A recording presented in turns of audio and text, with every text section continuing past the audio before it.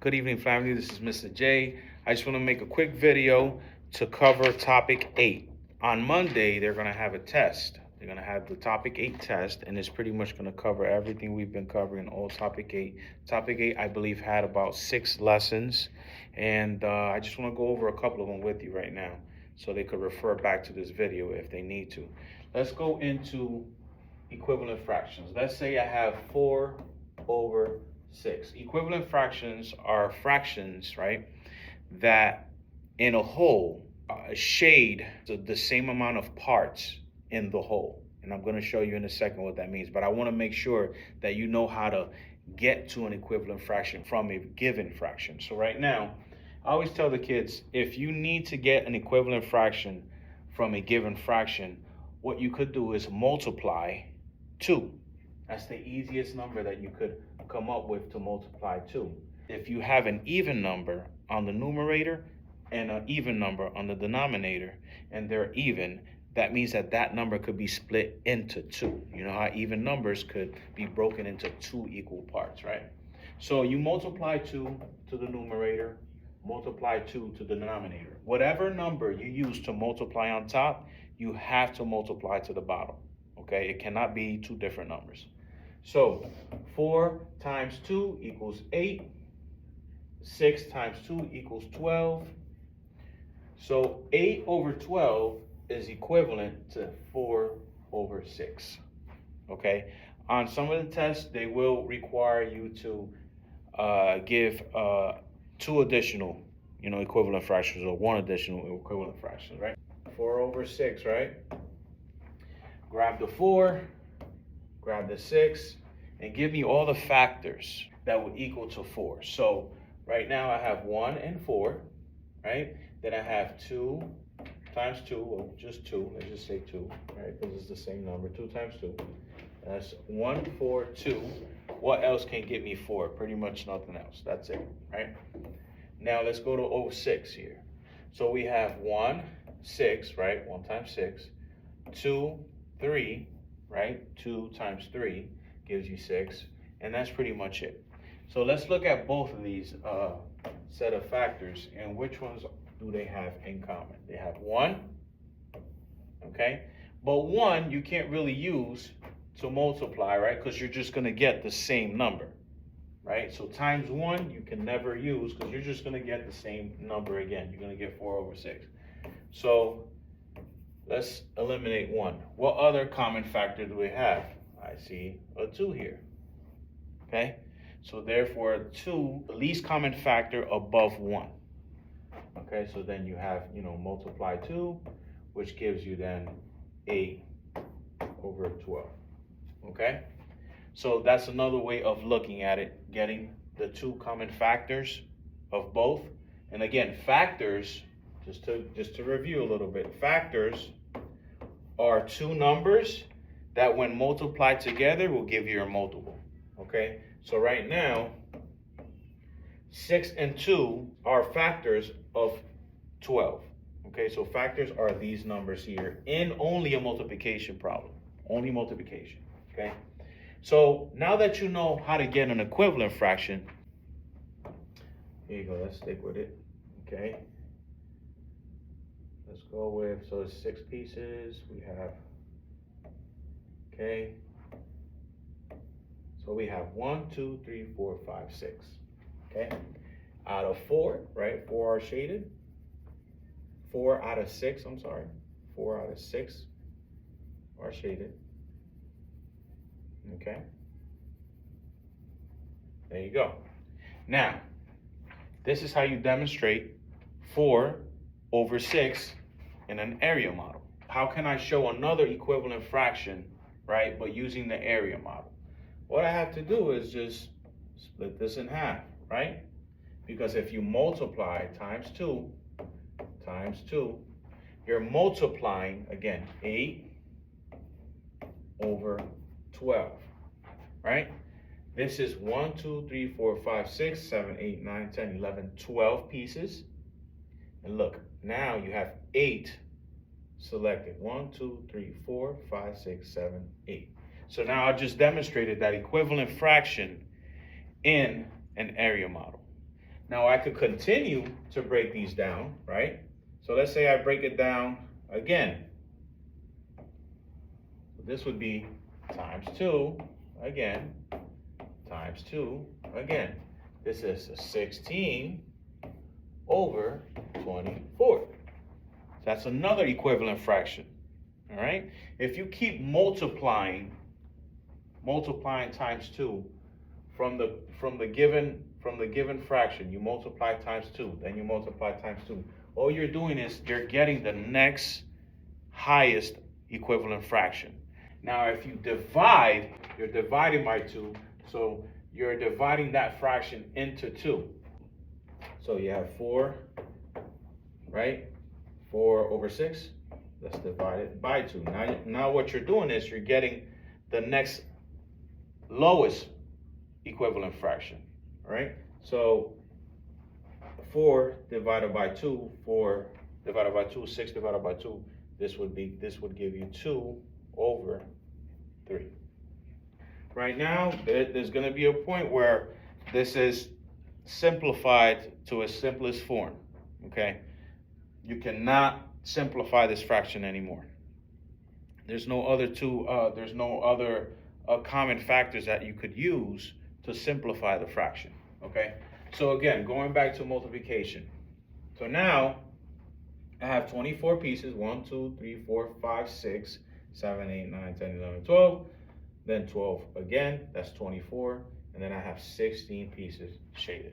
So in the test, they're gonna ask you, okay, can you please create an area model, right, with this given fraction, and then create another area model with an equivalent fraction to the one that they give you in the first place. So this is the one that they gave me in the first place, 4 over 6. And as you see, I kept multiplying, right? I kept multiplying, and I kept splitting this area model in half until I got 24 pieces. Again, so this is equivalent fraction and creating an area model to those equivalent fractions. So now what I want to show you is how to create that fraction into a number line. Now I have taught the kids how to create a number line, right? Let's say you have 4 over 6. How can I create a number line demonstrating 4 over 6? First of all, a number line is just like the area model, right? The area model has, it has its 6 parts, right? Because the denominator is demonstrating how many parts does the whole have, right? 1, 2, 3, 4, 5, 6. And the numerator is showing you how much is shaded, right? So we know that. We know that the numerator is shading 4 there. Now this model can be represented as a number line as well. So, and like I told the kids, you look at your denominator. Your denominator is 6. So in order for you to create the number line with the correct amount of spaces, what you're going to do is you're going to add 1 more to the denominator and create that amount in lines. I have 6, therefore I'm going to create 7 lines. 1, 2, 3, 4, 5, 6, 7. Okay, I have 7 lines. And then I put them together. Okay, I put those together. Now I have 1, 2, 3, 4, 5, 6 spaces there. Okay, so now I have evenly 6 spaces. All right. Another way that they could do it is by creating kind of like H's. 1, 2, 3, 4, 5, 6 spaces. So you're drawing the spaces individually to get your spaces. I think drawing the lines is a lot easier. You look at your denominator. If it's 6, draw 7 lines. If it's 8, draw 9 lines. If it's 10, draw 11 lines, and then just draw that line in between to connect them all together. Okay. But we have a number line here. The number line is always going to demonstrate in its totality, it's going to demonstrate a whole. This whole, it goes from 0 to a complete whole. This area model is also demonstrating, okay, six pieces, right? But if you put the pieces together it's just one whole piece, right? So we have a number line demonstrating 6 pieces here. Now we're gonna start from the 0, and then we're gonna go over and count 1, 2, 3, 4. So that fraction is plotted right here. Okay? Do not count from the 0 as 1. Don't say 1, don't count 1, 2, 3, 4. No, you're skip counting 1, 2, 3, 4. Okay? You do not ever want to count the 0 as 1, because it's not. You start at 0, then you go over to 1, 2, 3, 4. Okay? So this is the number line that demonstrates 4/6. But if you look at it, let's dress it up a little bit. If I create an area model, it's like this, and I break it into 6 pieces, just like a number line, just like an area model, it's the same exact thing. So there is an area model hidden inside the number line. You just have to visualize it. So you got 1, 2, 3, 4. So there is an area model hidden in the number line. They're gonna ask you, show me in a number line an equivalent fraction using the same number line. So let's say we figured out what the equivalent fraction was, which was 8/12. If I wanted to split this number line, all I have to do is just draw lines in between, again, splitting my whole, right, my 6 times 2, and just multiplying it times 2, and I'm splitting these pieces in half. Okay, so now if I count to 8, it's gonna take me right to that same spot. Here we go. I'm gonna use the bottom this time. 1, 2, 3. Remember, this is this fraction now. 8/12. 1, 2, 3, 4, 5, 6, 7, 8. Took me right to that same spot. That's why these two fractions are equivalent. No matter how you place them in a model, you're gonna see the same exact amount of parts being shaded, of I would say tickers being touched, or fractions being plotted in the same spot, aligned. They're always gonna be aligned, which indicates that they're equivalent. They're going to see in the test some form of pie chart, right? Like a pie being divided. So they're gonna again ask you, can you give me an equivalent fraction utilizing the pie? And what you're gonna do is, again, just shade, right, 4 pieces. Shade 4 pieces. They're gonna ask you, okay, what other fraction do you see here that is equivalent to 4/6? If I select the pieces that are shaded, I could create within this circle another fraction. So now in blue, how many pieces do I have? I have 3 pieces. And how many are shaded? 2. Okay, so that's another equivalent fraction to 4/6. All right, and this is the equivalent fraction that we were getting when we divided. When we divided by 2, you are getting 2/3. Okay, so again, it's all dividing or multiplying, depending on what they're asking you to do, okay? If you're multiplying, you're getting the higher fraction. If you're dividing, you're getting the lower fraction. And they're gonna want you to find a fraction within the area model.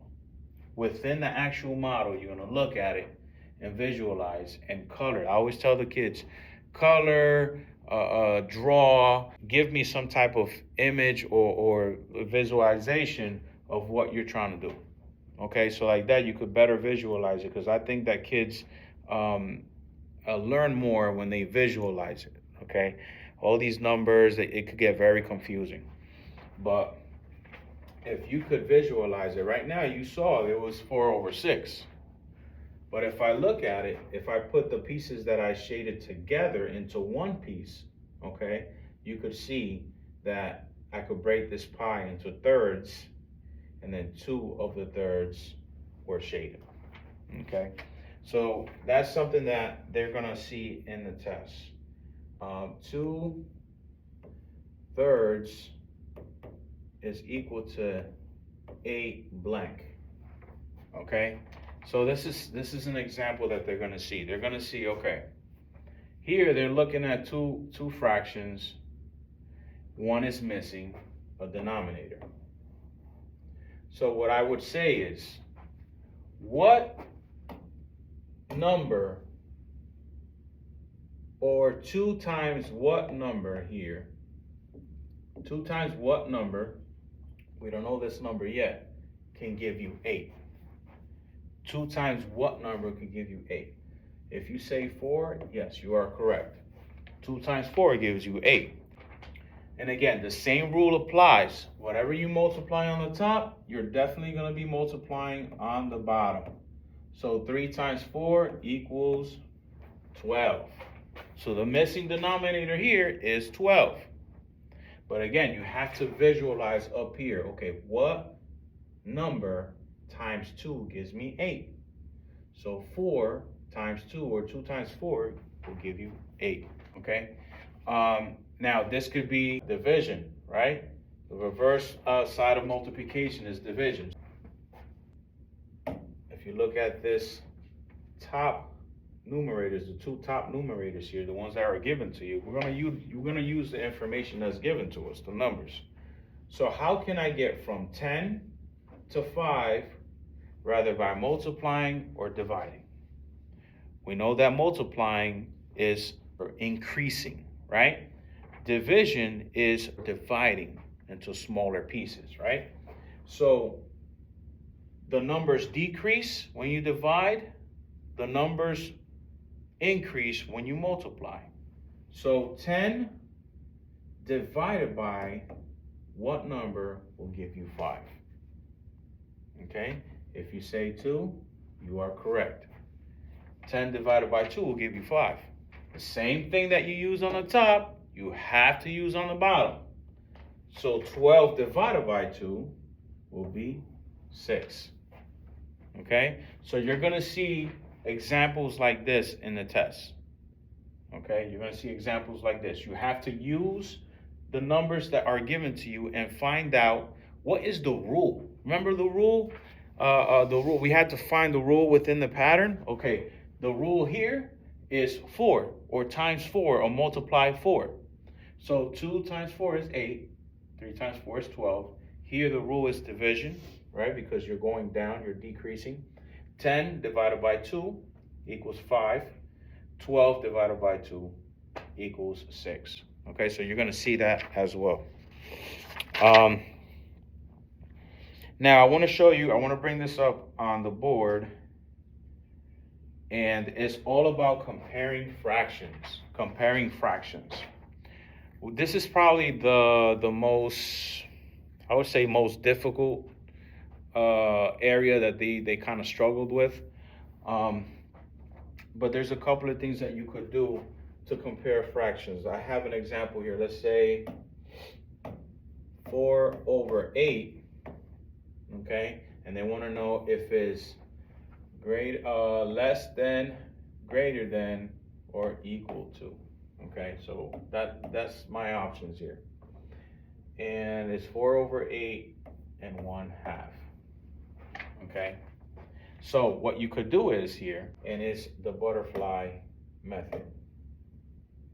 Butterfly method is multiplying 4 times 2, which is 8, 1 times 8, which is 8. These two numbers are equal, therefore these fractions are equal. Okay, you could utilize your benchmarks, your benchmark fractions. Benchmark fractions are fractions you use commonly in your everyday life. Okay, when you do recipes, when you are measuring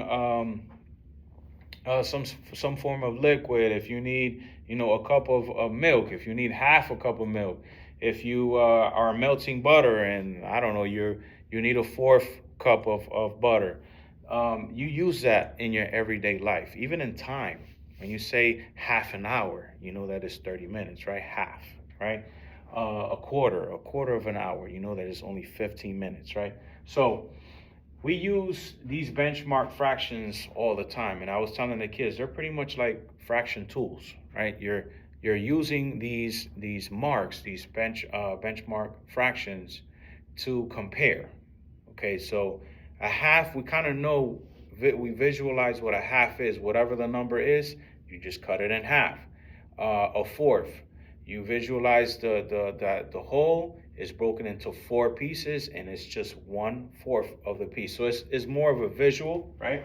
So we could compare without doing the butterfly method, right? We could use the benchmark fractions by looking.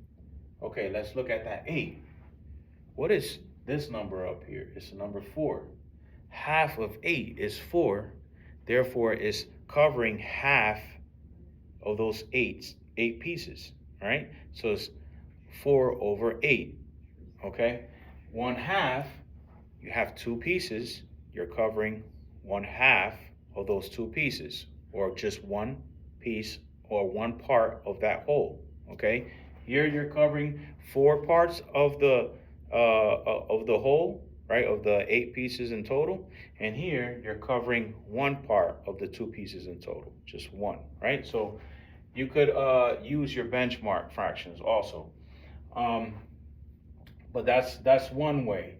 Now there is another way where you could go into common denominators, where you could find the common denominator that 8 and that 2 has, and you could multiply that common denominator by both fractions. I just think it's a little longer. I think using the benchmark fractions is good. Using the butterfly method is good. You could even use the area model, right? The only thing with the area model, I was telling them today, that if you're going to use the area model or a number line, okay, you got to make sure that you line these up correctly, right? This is 1/2. Because if you don't line these up correctly, you could get it wrong, right? And you can't really visualize it. Here, I kind of lined them up correctly where they line up. You can see that these are equal. They cover the same amount of parts, or the same amount of part in the whole. Okay, you could use a number line. So I look at my denominator. How many lines I need? I need 9. 1, 2, 3, 4, 5, 6, 7, 8, 9. I put them together. Now I have 8 spots. 1, 2, 3, 4, 5, 6, 7, 8. Okay, I want to make sure I have that. Then again, with the number line, you want to make sure they're lined up. They're lined up with the top number line, because you want to make sure that you're getting the right accurate measurement here. Okay, number line 4/8. 1, 2, 3, 4. 1/2, 1/2. They line up, it's equal. Okay, so they're gonna come across that in the test. Let's see what else. Let's see. Let me put it on the board a little. Let me use these manipulatives. I'm gonna try to get them to use these manipulatives a lot more often. Okay, from the using their computers.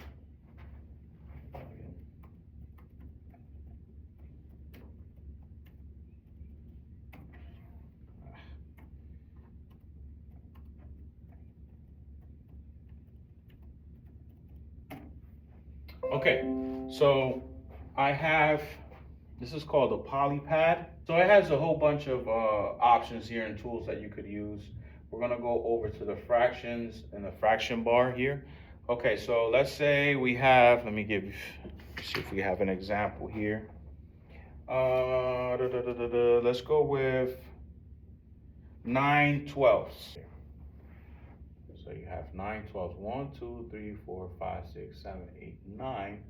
With this nice little neat tool, you could subtract or add as many 12s you need. 1, 2, 3, 4, 5, 6, 7, 8, 9 12s. So here you go, 9 of the 12 units, 12 speed units. And then we have 9/12, and then 12 over 9. 12 over 9. 1, 2, 3, 4, 5, 6, 7, 8, 9, 10, 11, 12. Okay, now with this tool, they could visualize, okay, obviously 12 over 9 is going to be greater than 9 over 12. Okay, so it's a better visual for them. All right, now another thing that I want them to look at, 10 over 4, this is called an improper fraction. Okay, an improper fraction. An improper fraction is a fraction that is greater than a whole. Okay, it's greater than a whole. So for example, I have 10 over 4. How would I plot that fraction into this number line? The 4, what the 4 is indicating is how many pieces does one whole have. From here to here, that's a whole. From here to here, that's another whole. From here to here, that's another whole. From here to here, that's another whole. And every whole is broken into 4 parts. Okay? The 10 are the tickers, are the lines. So I'm gonna plot this fraction onto this number line. 10 over 4, here you go. 1, 2, 3, 4, 5, 6, 7, 8, 9, 10. So that fraction belongs right there. Okay, that's 10 over 4. A mixed number now is a number that has the whole at the beginning and the remaining fraction after. So let me show you how that works here. So the mixed number for this is 2, right? And 1, 2 over 4. Okay? So it's pretty much showing you, okay, you have 2 holes. You have 2 holes already in your pocket. And then you went 1 2/4 within the next hole. You didn't completely have, you don't have completely three holes yet, right? You have 1, 2, okay? So this fraction here is equivalent. These two are equivalent to each other according to this number line if you put it together. So if I, again, were to plot this number line, when I look at this hole, I already know, okay, let's just speed it up. I already have 2 holes, so let's just start from here.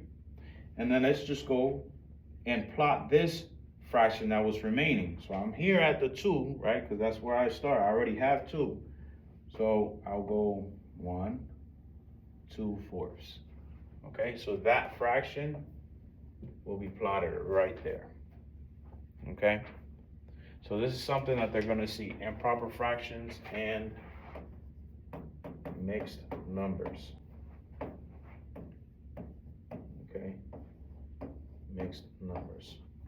All right. In this topic, you really didn't see too much of it, but you are going to see it when it comes to comparing fractions. So you're going to be comparing 2 improper fractions or a a regular fraction to an improper fraction, you're gonna have to distinguish which one is greater, which one is less than, or which one is equal to. Okay, so let's look at these two fractions. Okay, mixed numbers. These are mixed. So we have our whole number. That would automatically indicate that is a mixed number. Okay. These all cancel out. If you're gonna figure this out, you can cancel these out, put them to the side because they're both whole numbers. They're not gonna distinguish your fractions if it's higher, or lower, or greater or less than, right? So we're gonna stick with our fractions. Let's look at our fractions. Okay. 5/6, is it greater, less than, or equal to 2/3? So again, we could utilize our butterfly method, right? 5 times 3 is 15. 2 times 6 is 12. And by you multiplying, these multiples will give you which one is greater than the other. So right now, 5/6 is showing that is greater than 2/3, okay? So this would be the correct symbol. Again, you could utilize so many methods. You could use this butterfly method. You could utilize your number lines. You could utilize the common denominators, right? You could utilize your area model. Whatever you feel comfortable doing, whatever you feel like is easy for you, then you're gonna just stick with that. Stick with that, okay? My job is to teach you and help you gain as much tools as possible for you to figure this out. I'm thinking of maybe, if possible, moving the test to Wednesday. Depending on how they do on Monday, I probably could just take another review day to go over what exactly, I just went over again, to see if maybe they could catch on a bit more. But there's only so much they could catch on in such a small period of time. But if you guys have any questions, and I apologize, this is a late video. I am kind of super tired. If you see me stuttering and making mistakes, I apologize. But if you have any questions, concerns, again, just shoot me a message. All right, guys? Bye-bye. Have a great weekend, family.